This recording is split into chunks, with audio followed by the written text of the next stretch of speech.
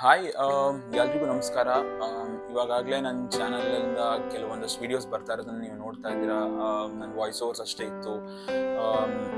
ಒಂದಷ್ಟು ಇಂಪಾರ್ಟೆಂಟ್ ಕೋಟ್ಸ್ನ ಹಾಕ್ತಾ ಇದ್ದೆ. ಯಾವತ್ತೂ ಧೈರ್ಯ ಮಾಡಿರಲಿಲ್ಲ ಕ್ಯಾಮ್ರಾ ಮುಂದೆ ಬಂದು ಮಾತಾಡಬೇಕು ಅಂತ. ಬಿಕಾಸ್ ಅಷ್ಟು ಅನುಭವನೂ ಇಲ್ಲ ಕ್ಯಾಮ್ರಾ ಮುಂದೆ ಬಂದು ಮಾತಾಡೋದು, ಮತ್ತು ಅಷ್ಟು ಐಡಿಯಾನೂ ಇಲ್ಲ ನನಗೆ ಹೆಂಗೆ ಮಾತಾಡಬೇಕು ಏನು ಅಂತ. ಸುಮಾರು ವರ್ಷಗಳಿಂದ ಪ್ರಯತ್ನ ಪಡ್ತಾನೆ ಇದ್ದೆ ಕ್ಯಾಮ್ರಾ ಮುಂದೆ ಬರುವಾಗ ಏನು ಮಾಡಬೇಕು, ಯಾವ ಥರ ಮಾತಾಡಬೇಕು, ಯಾವ ಥರ ಕ್ಯಾಮ್ರಾದಲ್ಲಿ ಕಾಣಿಸ್ಕೋಬೇಕು ಏನು ಅಂತ. ಬಟ್ ಒಂದು ಕೊನೆಗೆ ಅರ್ಥ ಆಗಿದ್ದು ಏನಂದರೆ 2025 ಎಂಡಿಗೆ ಅರ್ಥ ಆಗಿದ್ದು ಏನಂತಂದರೆ, ನಾವು ಏನೇ ಮಾಡ್ತೀವಿ ಅಂತ ಅಂದ್ಕೊಂಡ್ರು ಅದು ಅಂದ್ಕೊಳ್ತಾನೆ ಇರ್ತೀವಿ, ಬಟ್ ಮಾಡೋಕ್ಕಾಗಿರಲ್ಲ. ಹಾಗೇನೆ ನನ್ನ ಯೂಟ್ಯೂಬ್ ಜರ್ನಿನ ನಿಮ್ಮ ಮುಂದೆ ಬರಬೇಕು, ಮಾತಾಡಬೇಕು ಅಂತ ತುಂಬ ಅನ್ಕೊತಾ ಇದ್ದೆ, ಬಟ್ ಅದು ಆಗ್ತಾ ಇರಲಿಲ್ಲ. ಬಟ್ ಒಂದು ಯೋಚನೆ ಮನಸ್ಸಿಗೆ ಬಂತು, ಏನಂತಂದರೆ ನಾನು ಇವಾಗ ಮಾಡಲಿಲ್ಲ ಅಂದರೆ ಮತ್ತೆ ಯಾವಾಗ ಮಾಡೋಕ್ಕಾಗುತ್ತೆ. ಹಾಗೇನೆ ಮುಂದಕ್ಕೆ ತಳ್ತಾ ಹೋದರೆ ಅದಕ್ಕೊಂದು ಡೆಡ್ಲೈನ್ ಅಂತ ಇರಲ್ಲ. ಸೊ ಹಾಗಾಗಿ ಧೈರ್ಯ ಮಾಡಿ ಕ್ಯಾಮ್ರಾ ಮುಂದೆ ಬಂದು ಮಾತಾಡೋಣ ಅಂತ ಶುರು ಮಾಡಿ ಕ್ಯಾಮ್ರಾ ಆನ್ ಮಾಡಿದ್ದೀನಿ.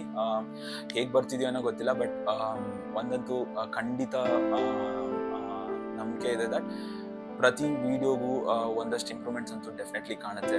ನನ್ನ ಜೊತೆ ಹೀಗೆ ನೀವು ಟ್ರಾವೆಲ್ ಮಾಡ್ತಾ ಇದ್ದರೆ, ನನ್ನ ಮಾತುಗಳನ್ನ ಕೇಳ್ತಾ ಇದ್ದರೆ ಖಂಡಿತ ಇಂಪ್ರೂವ್ಮೆಂಟ್ ಅಂತೂ ಕಾಣುತ್ತೆ. ಬಿಕಾಸ್ ಫಸ್ಟ್ ದಿನಾನೇ ಎದ್ದು ಓಡಾಡೋಕ್ಕಾಗಲ್ಲ.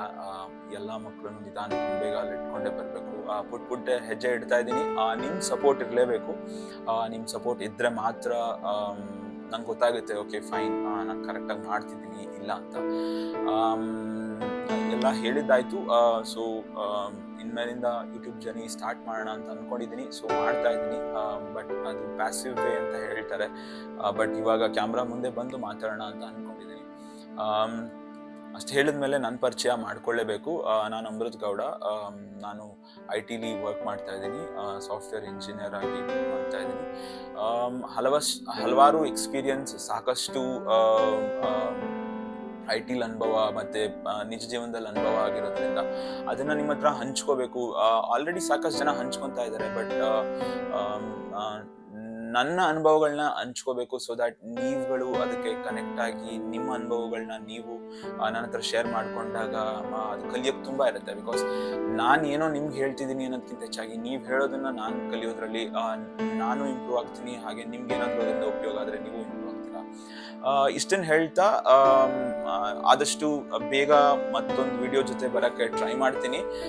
ಬ್ಯಾಕ್ಗ್ರೌಂಡ್ ನಾಯ್ಸ್ ಇದ್ದರೆ ದಯವಿಟ್ಟು ಅಡ್ಜಸ್ಟ್ ಮಾಡ್ಕೊಳ್ಳಿ. ಬಿಕಾಸ್ ನನ್ನ ಹತ್ರ ಆ ಥರ ಸ್ಟುಡಿಯೋ ಸೆಟಪ್ ಆ ಥರ ಏನೂ ಇಲ್ಲ.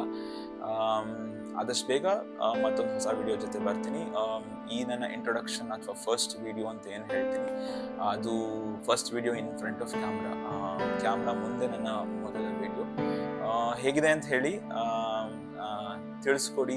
ಲೈಕ್ ಮಾಡಿ ಇಲ್ಲ ಡಿಸ್ಲೈಕ್ ಮಾಡಿ, ನಿಮ್ಗೆ ಯಾವ ಥರ ಅನಿಸುತ್ತೆ ಆ ಥರ.